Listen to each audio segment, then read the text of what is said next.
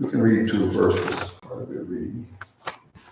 1 Samuel 27, 1 and 2. And David said in his heart, I shall not perish one day by the hand of Saul. There is nothing better for me than that I should speedily escape into the land of the Philistines. And Saul shall despair of me to seek me any more in any coast of Israel. So shall I escape out of his hand. And David arose, and he passed over with the 600 men that were with him unto Achish, the son of Maoch, king of Gath. 3 and 4.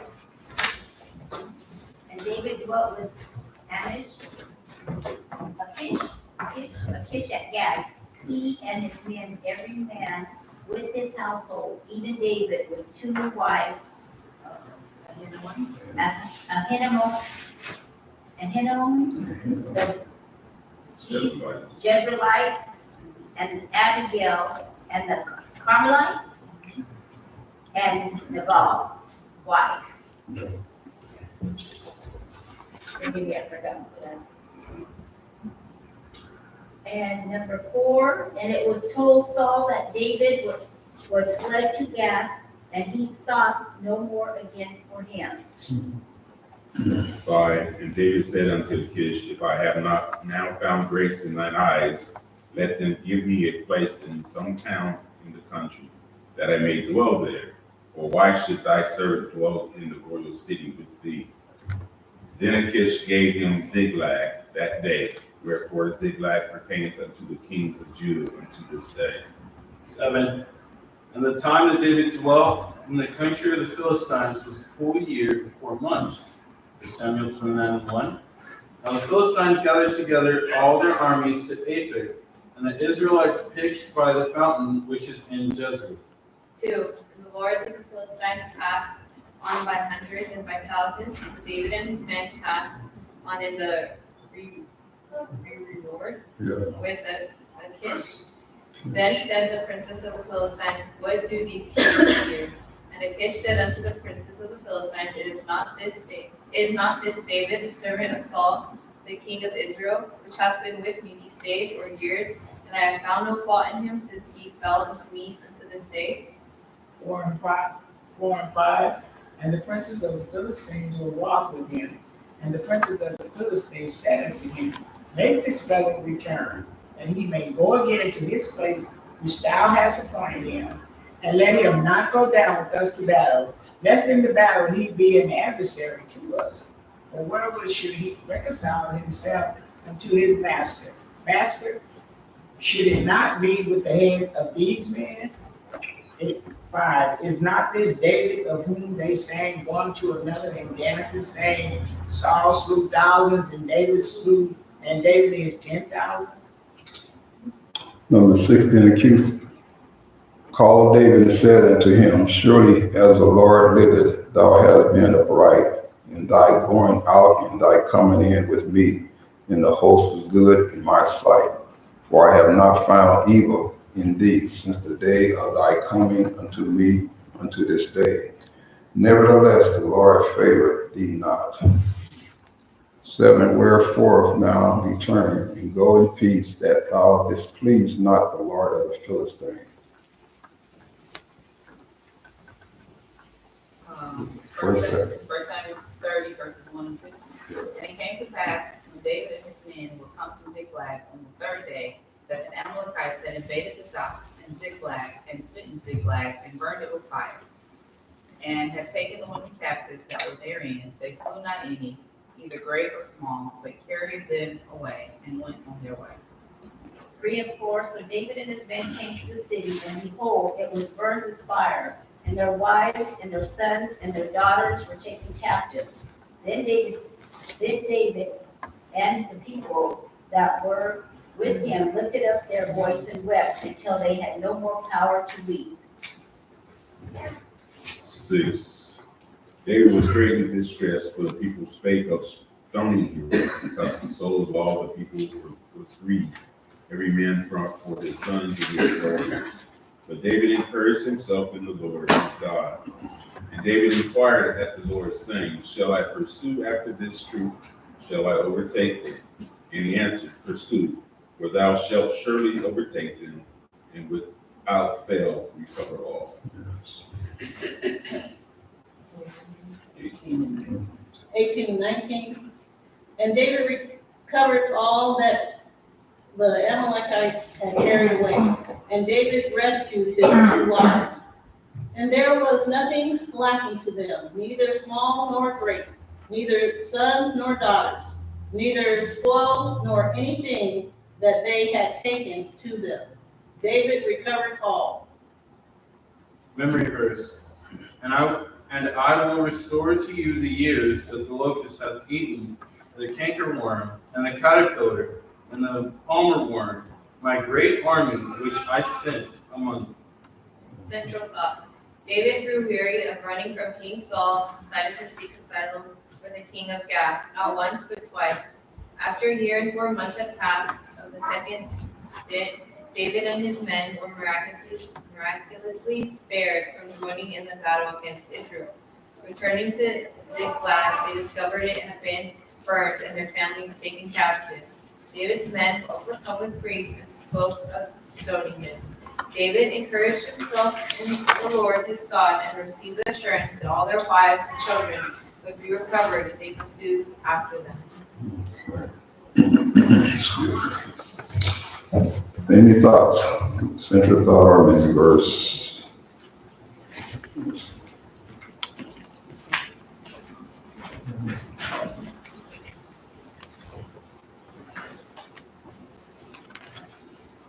Concerning the central thought, I think it's wise when trials or tribulations or afflictions or things of that nature come, that you don't seek an opinion from a man, which is what we typically do. This bad thing happened, what should I do? This or that happened, what should I do? You can see where the mind of men was. The mind of men was, David, you let this happen, we're finna take care of you. Well, if they would have taken care of David, I don't imagine they would have gotten anything back. David was the reason that they got everything back because he turned to the Lord. So it would behoove us that when things come our way, that we don't go running to a man, but that we run to the Lord. Amen. Someone read the word definition. Samuel 27:1 said to his heart, Matthew Henry, David argued with himself and convinced himself through his human wisdom. 1 Samuel 27:1, our words, even when spoken only in our heart, have much power to influence our actions for good or for evil. Our words help set the tone for us to overcome or be overcome. Proverbs 23:7a tells us, for as he thinketh in his heart, so is he. Okay. So we got to be careful, even our thoughts in our heart, we have to be careful what we think about. It can influence our actions. So I would say we have the wrong kind of thoughts. We need to go to the Lord and ask him to help us to get those things out of our minds. When I read that. Okay, let's go to the lesson background. Someone can read a paragraph. David spent 5 long years running for his life before deciding to defeat God the second time. His father-in-law, King Saul, was determined to eliminate him, knowing God had anointed David to be king in his stead. King Saul threw a javelin at David at close range on 2 occasions. He spoke to his son Jonathan and to all his servants that they should kill David. He tried to have David killed by the hand of the Philistines by bribing him with marriage to his daughter Michal. Saul also pursued David on numerous occasions, hunting him like a criminal. David went to Achish, king of Gath, the first time when he began running for his life. The servants of King Achish recognized David, however, and said, is not this David the king of the land? Did they not sing one to another of him and dances, saying, Saul has slain his thousands and David is 10,000s? David overheard their murmurings and pretended to be a madman and scrambled on the doors of the gate and let his spittle fall down upon his beard. Achish then had David driven from him. Any thoughts? It talks about men following their own counsel, and that's what Achish did when David appeared to be mad. It's just like he just figured out his own man. He said he was going to God and said, "Well, forgive me." You said instead of going to God, he took his own way. Yeah. Yeah. He was looking like he was going the same way. Mm-hmm. He was just following with them. He's doing it his way. True. Any more thoughts?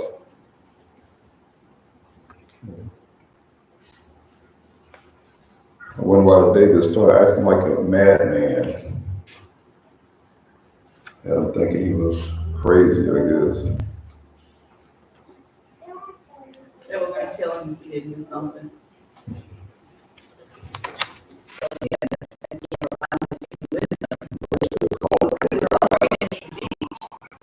had to figure something out to be able to escape them trying to assassinate him. You don't trust God in the beginning, but he's in that prediction at all.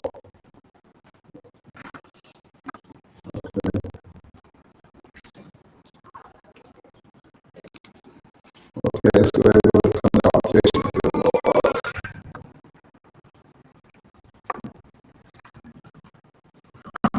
So I'll read.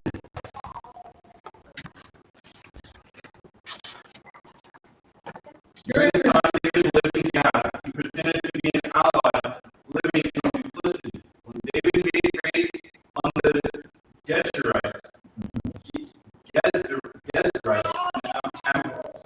Amalekites, he claimed the raids were against southern Judah and the southern parts of the Jerahmeelites and the Kenites. Bible scholars do not believe David wrote any songs during this time. Living by his own wisdom hindered divine inspiration. By comparison, David wrote Psalms 34 after he attempted to please God the first time, but was driven away after he feigned madness. This beautiful psalm speaks of the benefits of trusting God when all seems hopeless. David regained this trust when he turned to God with his whole heart and encouraged himself in the Lord his God. Dear God, thank you for your willingness and power to help me in my time of need. Help me to always choose your grace and wisdom first, rather than turning to you as my last resort. Amen. Could someone read Psalm 34? See how David changed.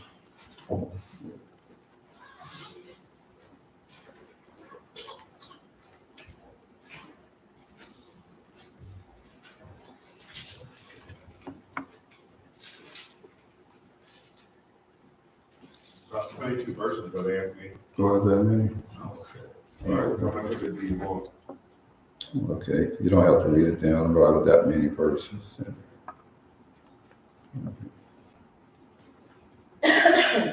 Do we have any thoughts on that kind of application?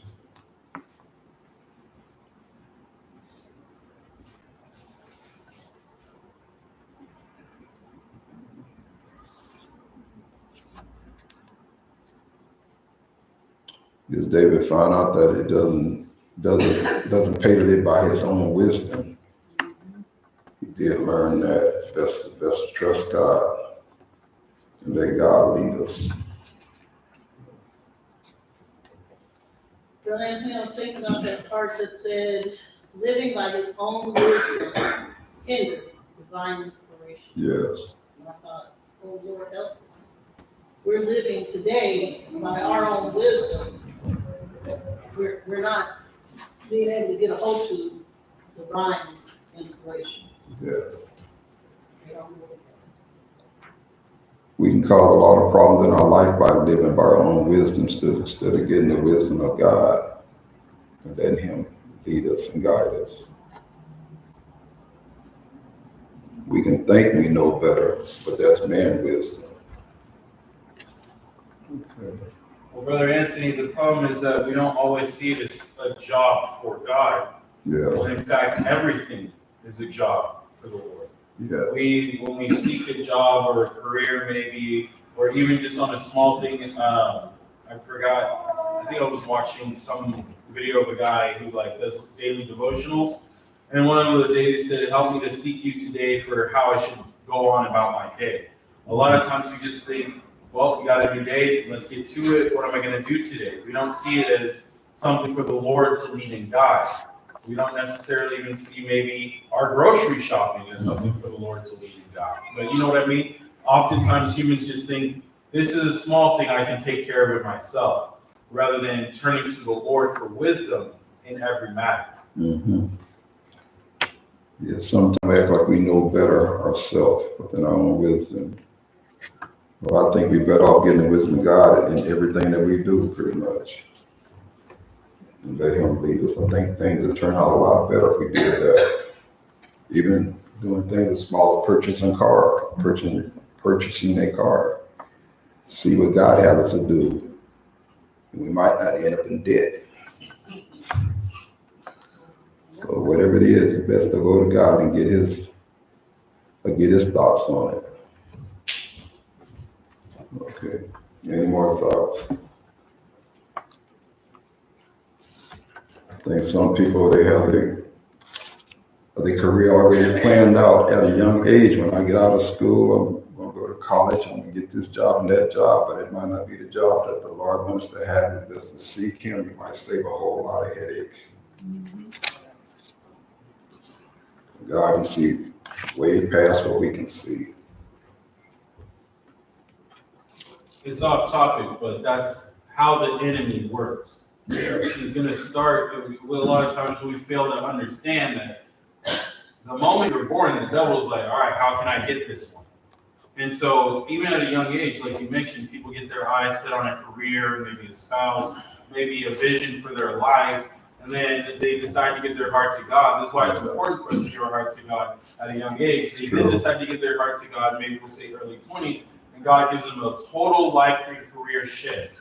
Yes. And then it's hard for them, it's difficult and everything, just because it's something that they've been unknowingly cooking up with the enemy. But that's why it's so important for us to help these children to understand that giving their life to God in the earliest age possible will help them throughout their entire life. Yes. That's just a side note. Yes, when it comes down to a spouse, I believe people have gotten married when they was in sin, and they get saved, and they got to deal with that. Them being saved and the wife not being saved, it can be a battle. But it's best to seek God for a companion. Okay, let's go ahead and read the reflection. We all need direction from God. We seek God daily for direction to go and to come. In all our ways acknowledge Him, and He shall direct our path. Proverbs 3:6. God has given us senses. We see, we feel, we hear, and we smell.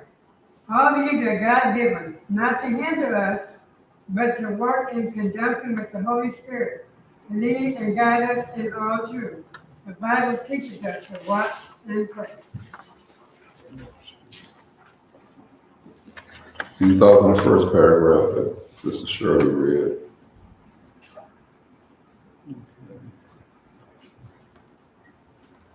I don't expect God to tell me when to brush my teeth, when to start my truck, or when to wash my face.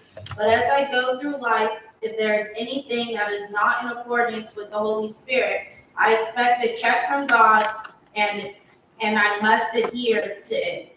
Whether David received a check from God before he moved, I do not know. We do know that David, in a great time of need, called on God.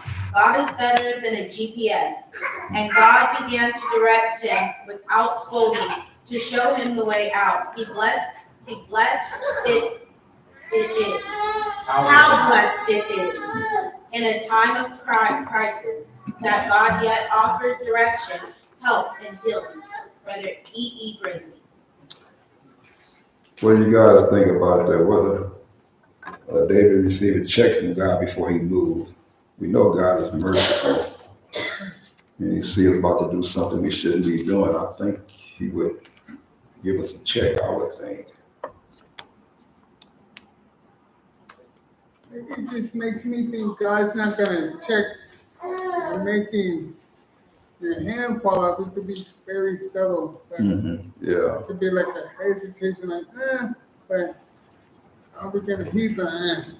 and sometimes it's our mind is so made up to do whatever we're gonna do, he can check it, but we just don't notice it, we don't feel it. Our mind is so made up. It just goes, like it's right past us. Anthony, in my experience with the Lord, He has laid out for me, obviously the scriptures, but He's laid out for me specifically the things that I should not or should be doing. I already know these things. And so He's not always checking me, say if I cross one of those things. I remember when He was calling me to give up video games, I could feel the prick initially, and then there would be times where I would still maybe play a video game. He wouldn't still be there pricking me every time. It would just be, you already know I already called for this. That's right. And I'll wait. Obviously, he doesn't want to wait, but he was like, I'll wait. I'll be patient. And then one day, the conviction finally got so strong, I had to get down to the altar and nail it down. But he's not going to sit there every single time and prick us because we already know and are accountable for it. At some point in time, there's just either going to come judgment or mercy. And he's going to be able to help us when we turn to him, like David did. He's going to help us come out of it. Or if we decide to keep walking over it, keep going over it, it's going to be leanness to our souls. And the more we walk over something in a situation like that, it becomes, like you say, easier for us to do it. Although it's still wrong, or still, he don't want us to do it, but it becomes just easy. I was also thinking the more we do the subtle prints, the more experience we are in hearing them, and the more experience we have in hearing, and we get better and better each time. But it's like just a simple but if you heed that Yes. And we're told that if we are ignoring the pricks, they will eventually stop pricking us. And we won't feel them at all. And we might still go right on thinking, I'm just as saved as I was the other day, and we'll be surely losing out. Yes. I believe people have been up lost in a situation like that, but God is going to be merciful to us. But it's best to heed to the warning when He pricks us. It's best to, I say, Lord, help me also, no matter what it is. And we have to be close enough to feel those pricks. So I believe it was Sister Shannon that said they're ever so subtle. Sometimes it's just a light thing. And if I'm so busy doing my own thing, it's easy for me to, oh, was that a prick? Right. Maybe that wasn't. And now I'm contemplating. But if I'm in the right spirit, if I'm in the spirit of the Lord, I'm going to feel those pricks and I'm going to do what I'm supposed to do. Or not do.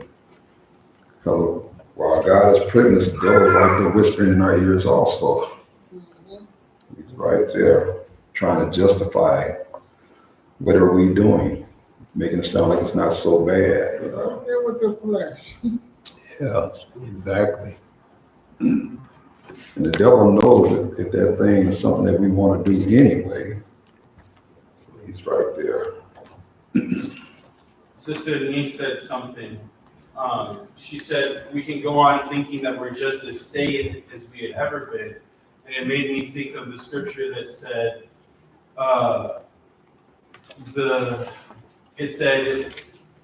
the man said, I will go out as other times, and he wist not that the Lord had left him. Who is that talking about? I would like to answer. Samson, right? Who had knowledge and understanding of what he should not do. Mm-hmm. But he did it. And what happened? The Lord left him. Yeah. Now, thank the Lord, he had mercy on him later when he called out to him, just relating it to our subject today, like David. David knew some things. He was not supposed to do some things, but he did them. And as we can see, the Lord can leave us for a time.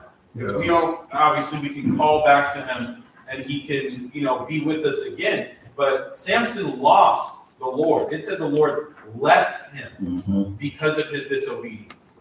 So that's something for us to consider. If we are moving out of the will of God, I'll say the will of God is a straight path. God doesn't move out the path.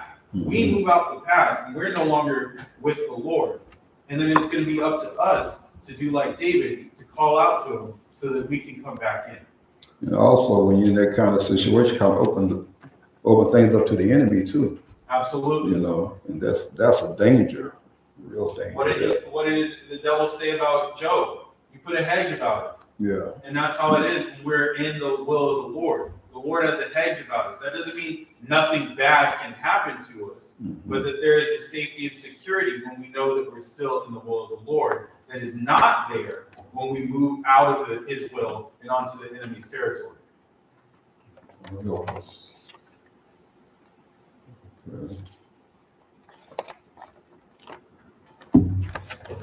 Okay. We'll go to the questions anyway. Maybe it'll bring some more stuff to our mind as we go through them. Number one, say, what are some of the motivating factors the devil can tempt us with to take our own counsel? What are some of the motivating factors? It's easier. If I just do it this way. Yeah. Yes. Thinking that your way is better. Human nature feeds the flesh. Say it again. Human nature feeds the flesh. Yes. Any more? Pride. My way is better. I know what I'm doing. Yeah, that's true right there. I know what I'm doing. Yeah, sometimes we can forget that God's way is best. Sing a song, God's way is best, but we act like our way is better. When it comes down to our actions. We can be in a hurry, we want to answer right now. If we don't get an answer, we just do whatever we want to do. That's true. Impatient. Patience. Yes.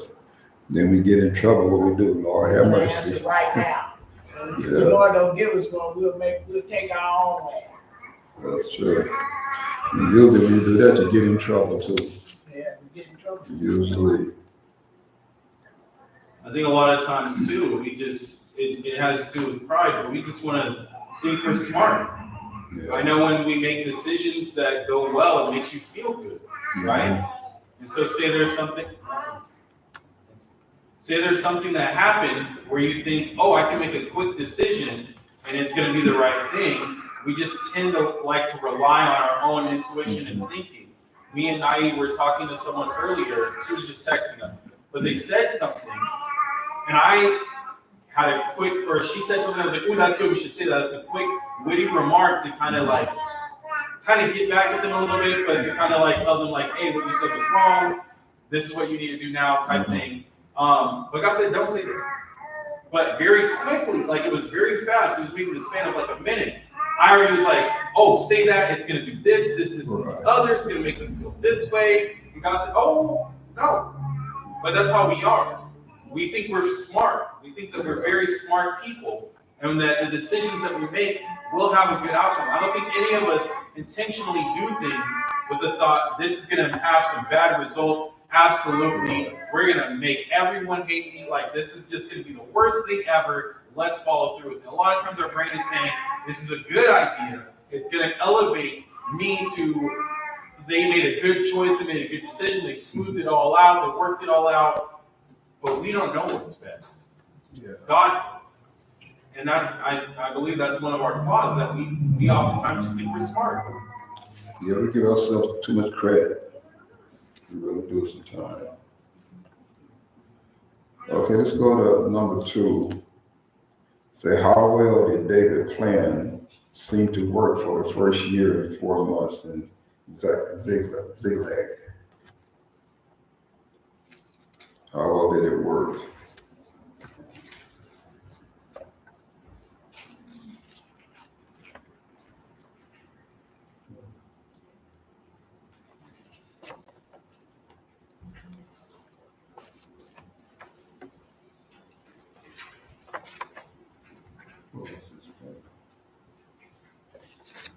all excited because they were saying, is this the David that killed, they was talking about how he had killed the 10,000 in Saul.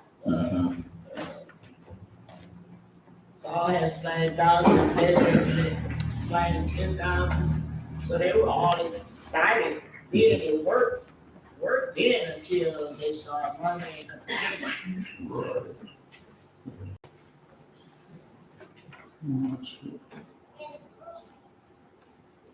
Any more thoughts on that question? Okay, go to 3 if you think of anything. You can go back to 2. Number 3, as David and his men marched with King Achish towards the battle against Israel, what conflict of interest did David have to contend with? David had his reputation to continue. Temptation He has reputation. or reputation? He was fighting his own people. Yeah, the people that he was with were enemies of Israel. Yes. And so they were ready to go fight Israel, and he with them, so now he gotta go fight his own brothers and sisters. Although it should have been there from the jump. Should have been there from the jump. Sides of the enemy create problems. It didn't make me think about David had a way of being not where he was supposed to be, because I'm thinking he wasn't supposed to be where he was when he saw Bathsheba. Like, No. Yeah. Yeah, David should have sought God before he made a decision, but he didn't. Okay. Number 4, what could David's 600 men have been thinking as they marched towards the battle?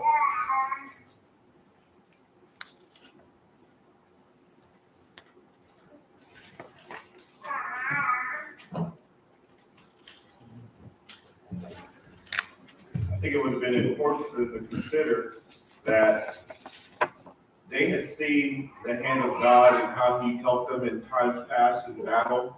And at this time, you're not just fighting against men, you're fighting against the God of Israel, who has assisted David so many times in the past in prevailing against his enemies. And looking through the Old Testament, prevailed in ways that naturally would seem unattainable. But yet they were able to do it. So I would be, if I were one of David's men, I would be considering like, wait a minute. We're going up against the God of Israel. Yes. That's a problem. Because he is powerful. Right. And we can't withstand him, no matter the size, no matter what. He's bigger than us. So they had some fear, I would think.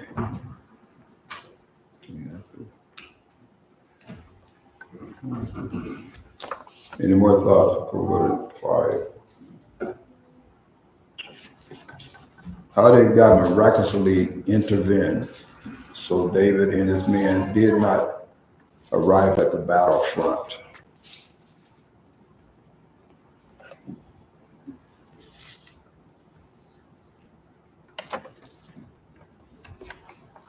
How did he intervene? Achish came and told him, like, look, get out of here. You got no business here. I haven't found anything evil with you, but you need to go. Did it all start with the prince of the Philistines? What she was saying? I think she was asking about David. And number 4. Well, the princes of the Philistines went to Achish and essentially said, Right. hey, why are there Hebrews here? And he said, they came peaceably. They're here to hang out. Like, they're fine. Like, they're actually pretty cool. They've been treating me pretty good. They've been obeying. They're good. And they said, absolutely not. Then the ones that killed all these people, I know that's David over there. They wrote songs about. He needs to get out of here. Like, are you crazy? And essentially the princes all, it says they were wroth with Achish because they let, and mind you, this is Gath, right? Yeah. Sound familiar? Goliath of Gath. This is the dude who slayed our champion and you letting him live here? No, absolutely not. Get this guy out of here. And so that's when Achish had to send him away.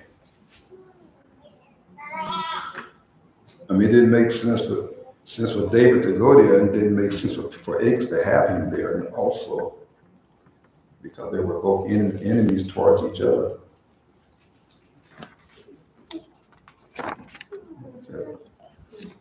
Okay, number 6, what caused David man to blame David for their loss to the extent they spoke of stoning him?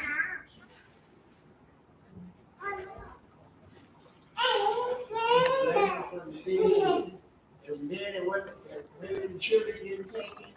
Mm-hmm. Say it again. I said, didn't they blame him for the city getting burned and the women and the children didn't take it? Yeah, I believe they was blaming David for that,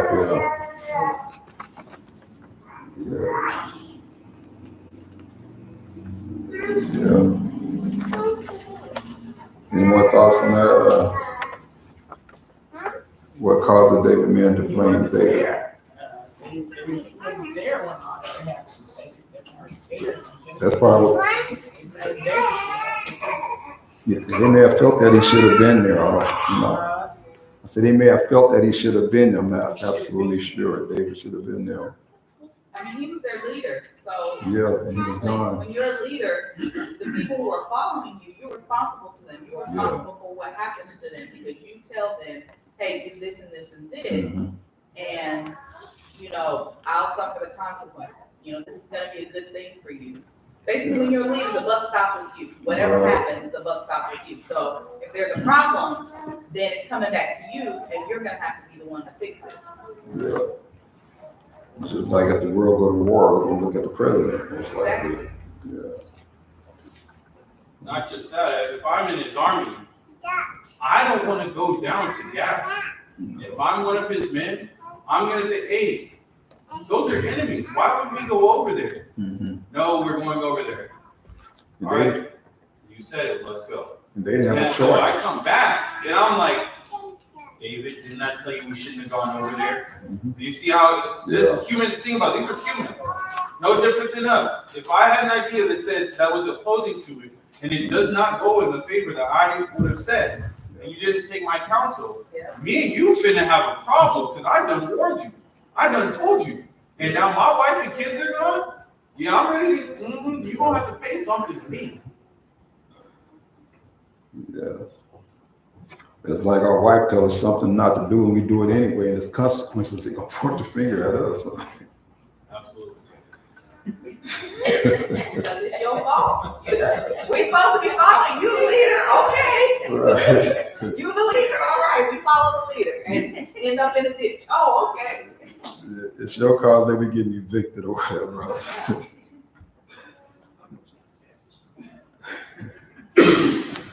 Number 7, what was David's only hope of escaping with his life and of regaining all their family?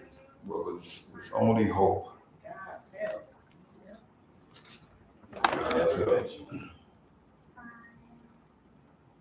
Yeah.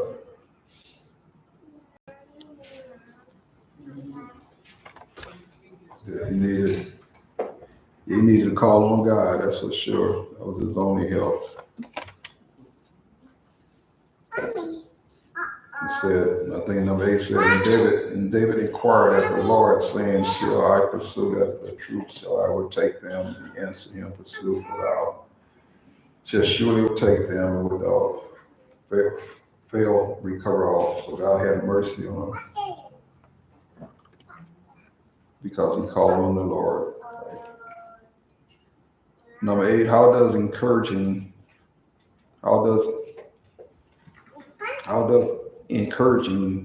ourselves in the Lord, our God, help us in our impossible difficulty? All things are possible. Yes, all things are possible. When you encourage yourself in the Lord, you are looking to the one who has 1,000 solutions for your problem. So when you turn from your problem to the Lord, that gives you more hope Mm-hmm. and more happiness and more possibilities.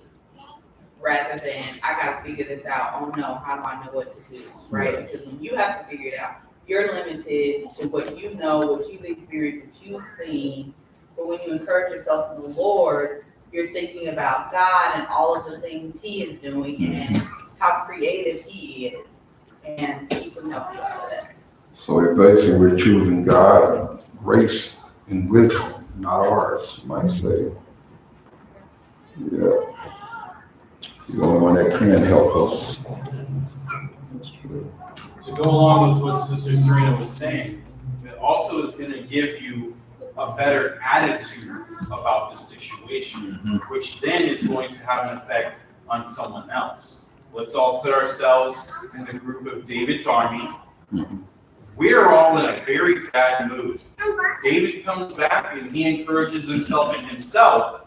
He's probably also going to be in a bad mood. But David encouraged himself in the Lord and comes back. He's going to have a better attitude in what to say. Soft answer turneth away wrath, right? You encourage yourself in the Lord, you tend to come back with a softer answer, with a more divine answer, which is able to then quell any situation. If David would have come back in his own wisdom, I don't know that he would have made it out of that. But he came back and said, hey guys, fear not. I spoke to the Lord, I pleaded with the Lord, and he said, we're going to recover everything. And these are men that have been with him so they can have some assurance in this. Okay, David, we're not now trusting in you. Now we get to trust in God. Because when we trusted in you, it didn't go right. I'm glad you got us back on track. Now that we're trusting in God again, we know what God can do. We know what he's done. All right, I'm still mad at you, but let's go handle this. I feel a lot better now. That's the kind of difference that it's going to have. When we trust in God, it helps others too, not just ourselves. I think that changed everybody's attitude, the man's and David's attitude. Okay.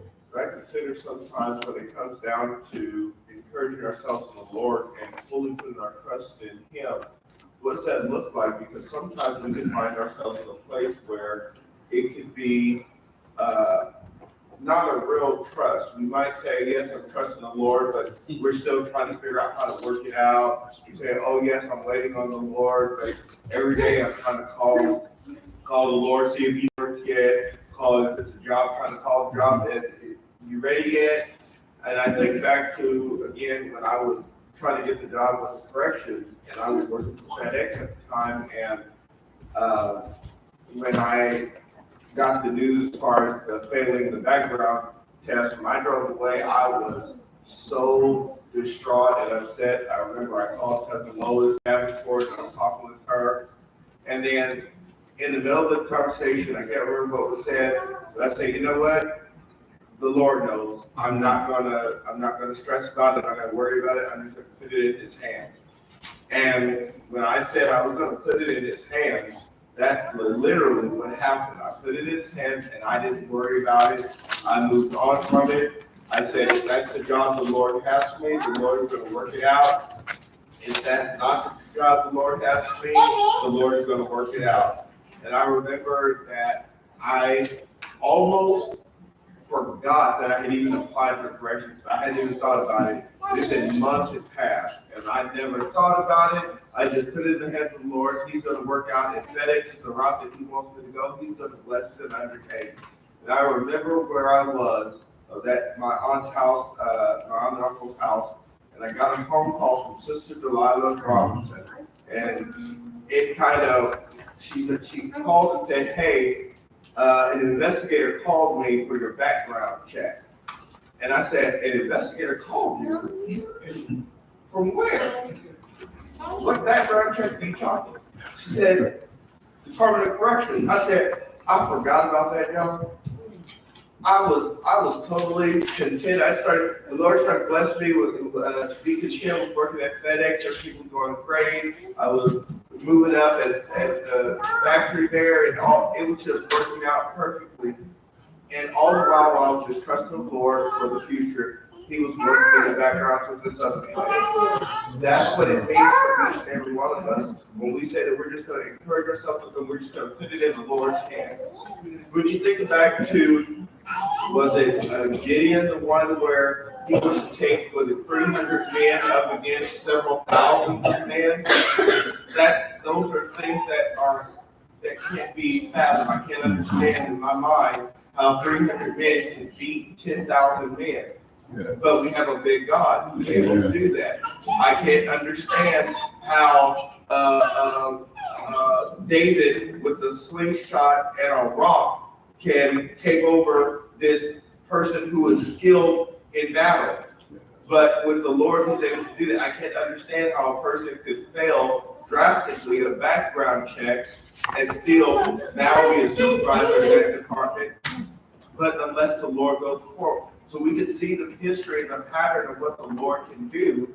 And that should be stepping stones of faith for each and every one of us. Yes. I've seen the Lord work. He knows what he's doing. I can just sit back and I can rest that he's going to take care of it however he sees fit. But many times we have it already predetermined how it should go. Yes.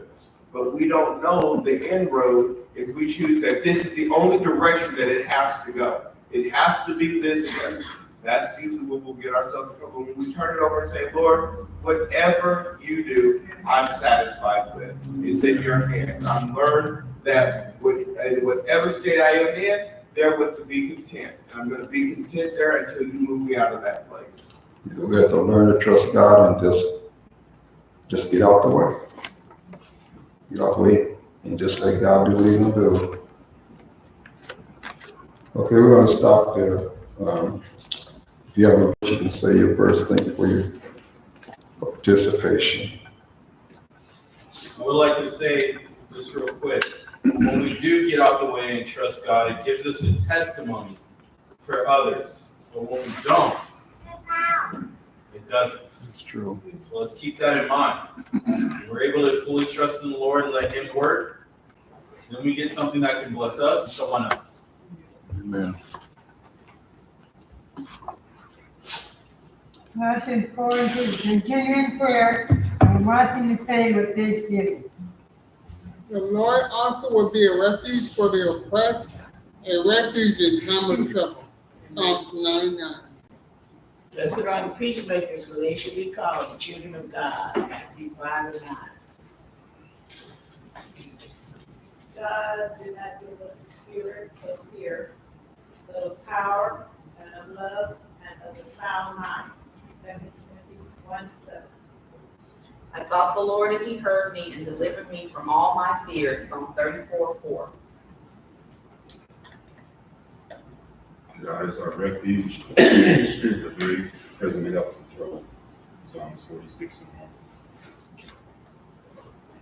The Lord is my shepherd, I shall not want. Psalms 23:1.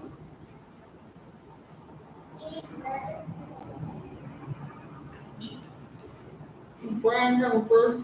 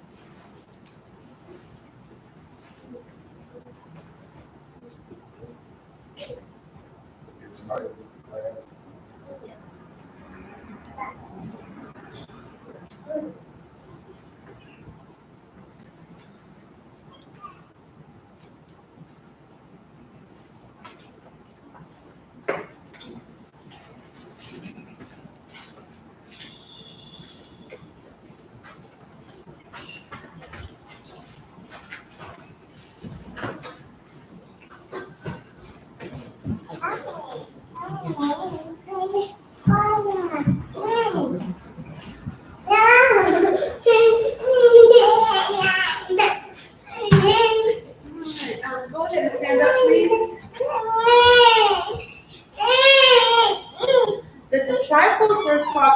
Christians in what? Where? Oh, the disciples were called Christians in Antioch. Are you Christians? Are you Buddhists? No, I'm what? Are you Baptists? Are you Muslims? Tracy, how do you know you're a Christian? Can you say it louder? Thank you, Lord. Prince, how do you know you're a Christian? Obey the word. Christ obeyed the word of Christ. How do you know you're a Christian?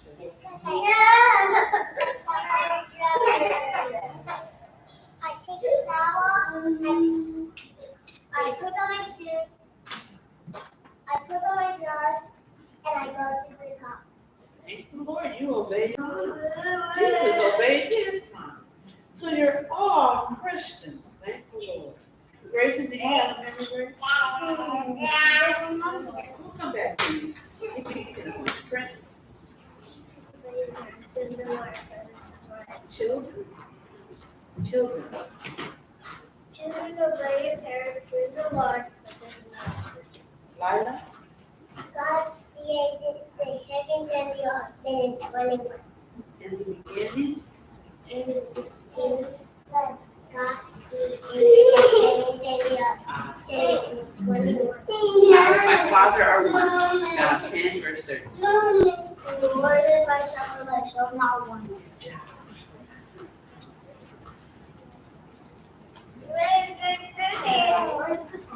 This morning we talked about David, and David was running from who? So, From Saul. Was he like, oh, this is a great thing, running from Saul? yeah. No, he was tired of running from Saul, so he decided to do what?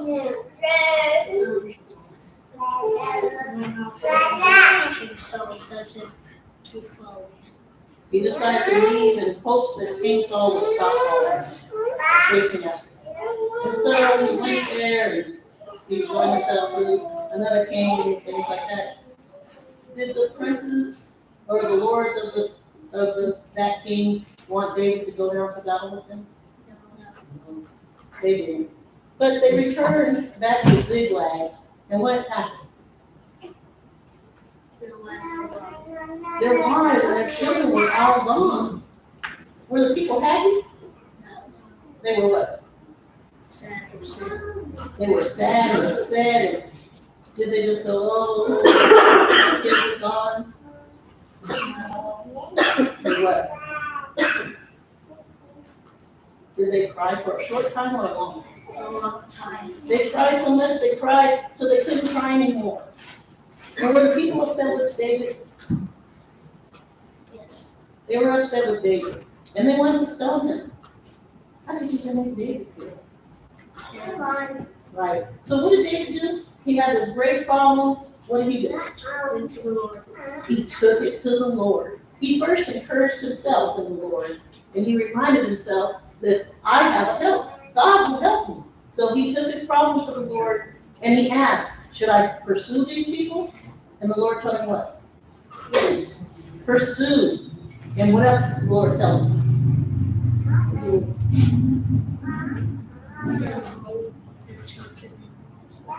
They would get all of their stuff back if they pursued after him. So David and the men went down to pursue after them. Did they overtake them? They did. And did they get almost all the stuff back?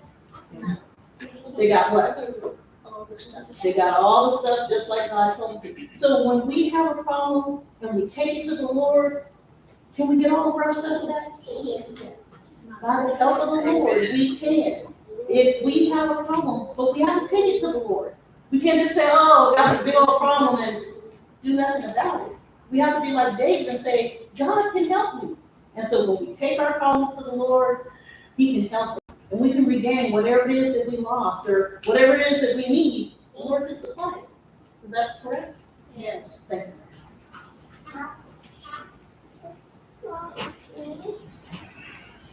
Stand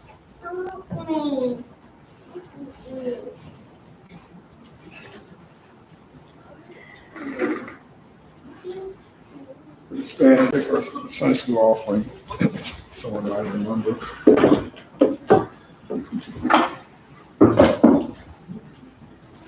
126. 126.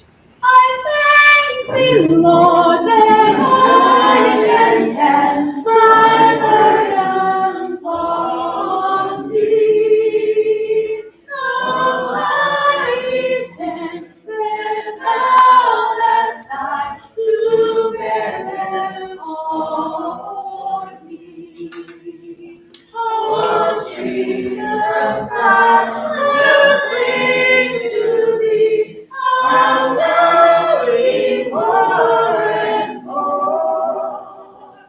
I'll place my trembling hand in thine until the battle's o'er. The raging storms around me sweep, and fiery billows roll. To thee, dear Lord, I humbly trust, the keeping of my soul.